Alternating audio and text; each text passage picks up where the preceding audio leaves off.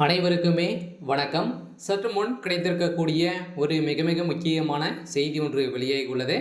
சற்று முன் திமுக அமைச்சர் ரகுபதி சிறையில் அடைப்பு, 5 ஆண்டு சிறை தண்டனை, இது மாதிரி செய்திகள் வெளியாகி இருக்கு. ஸோ எதனால் திமுக சேர்ந்த அமைச்சர் ரகுபதி அவர்கள் எதனால் சிறையில் அடைக்கப்பட்டிருக்காங்க அப்படின்னு பார்த்தீங்கன்னா, இப்போ பார்த்தீங்கன்னா சென்னையில் ஒரு மிகப்பெரிய சம்பவம்லாம் நடந்துட்டு இருந்துச்சு இல்லையா? ஸோ பார்த்தீங்கன்னா அண்ணா பல்கலைக்கழகத்தில் ஒரு மாணவிக்கு நடந்த பாலியல் பலாத்காரம் தான் பார்த்தீங்கன்னா இப்போ ஒரு தமிழகத்தையே திரும்பி பார்க்கக்கூடிய அளவிற்கு இப்போ திமுகவுடைய ஆட்சியில் நடந்திருக்கக்கூடிய சம்பவம் தான். இதில் திமுகவை சேர்ந்த பிரமுகர்கள் தான் பார்த்தீங்கன்னா இந்த குற்றச்சாட்டுகள் அனைத்துமே இவங்க தான் செஞ்சுருக்காங்க அப்படின்ற மாதிரி சூப்பர் வெளியிட்டு இருக்கக்கூடிய சிசிடிவி காட்சிகள் பார்த்தீங்கன்னா இப்போ அதிரடியாக வைரலாக போயிட்டு இருக்கும் நிலையில் திமுகவுடைய ஆட்சிக்கே கேள்விக்குறியாக வந்திருக்கு. இதை பற்றி இந்த வீடியோவில் முழுமையாக பார்க்கலாம். அதுக்கு முன்னாடி நம்ம சேனலுக்கு இப்போ தான் நீங்கள் முதல் முறையாக வந்திருக்கீங்க அப்படின்னா மறக்காமல் நம்மளுடைய சேனலை சப்ஸ்கிரைப் பண்ணி சப்போர்ட் பண்ணுங்கள்.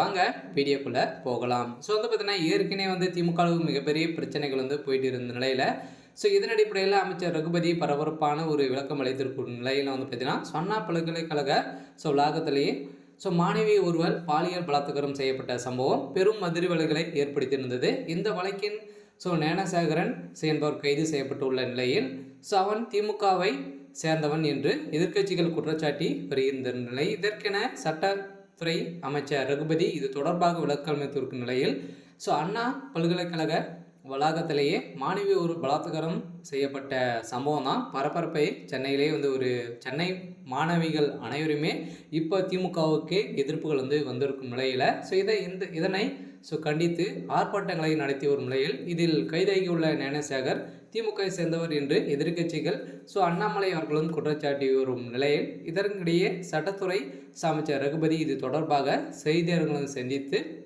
அமைச்சர் ரகுபதி புகார் அளிக்கப்பட்டு 6 மணி நேரத்தில் குற்றவாளி கைது செய்யப்படுவார் என்று குறிப்பிட்டிருந்த நிலையில் இதன் அடிப்படையில் நபருக்கும் திமுகவுக்கும் எந்த ஒரு தொடர்பும் இல்லை அப்படின்ற மாதிரி தான் தெரிவித்திருந்தாலும் இப்போ பார்த்தீங்கன்னா அதிரடியாக இதுக்கு தகுந்த ஆதாரங்கள் வெளியிட்டு இருக்கக்கூடிய நிலையில் தான் திமுக வசமாக சிக்கிய சம்பவம் தான் இப்போ பார்த்தீங்கன்னா இதுக்கு ரகுபதிக்கும் தொடர்பு இருக்குது. பார்த்தீங்கன்னா நிறைய திமுக சேர்ந்த அமைச்சர்களுக்கும் இதில் தொடர்பு இருக்குது அப்படின்ற மாதிரி தான் இப்போ பார்த்தீங்கன்னா இது மாதிரி சமீப காலத்தில் நிறைய நடந்துட்டு வரும் நிலையில் தான் இப்போ திமுக சேர்ந்த அமைச்சர்களுக்கே இதில் தொடர்பு, இது முன்னே நடந்த அனைத்து விஷயங்களும் இப்போ கிளறி எடுக்கக்கூடிய சம்பவங்களாக மாறி இருக்கும் நிலையில் தான் தமிழகத்தில் இப்போ சென்னையில் ஒரு மிகப்பெரிய கலவரங்களாக போராட்டங்கள் ஈடுபட்ட சம்பவம் தான் இப்போ திமுக சேர்ந்த அமைச்சர்கள் பார்த்தீங்கன்னா நிறைய பேர் கைது செய்யப்பட்ட சம்பவம். இதில் ஒருவர் ஞானசேகர் கைது செய்யப்பட்ட நிலையில் இப்போ அவர் கொடுத்த வாக்குமூலத்தால் திமுகவில் ஒரு மிக மிக முக்கியமான புள்ளிகளெல்லாம் இதில் தொடர்ந்து சிக்கக்கூடிய சம்பவங்களாக வெளிவந்திருக்கு. சரி, ஓகே. இன்னைக்கான அப்டேட் பார்த்தீங்கன்னா இதுதான். மறக்காமல் நம்மளுடைய சேனலை சப்ஸ்கிரைப் பண்ணிக்கோங்க. தேங்க்யூ.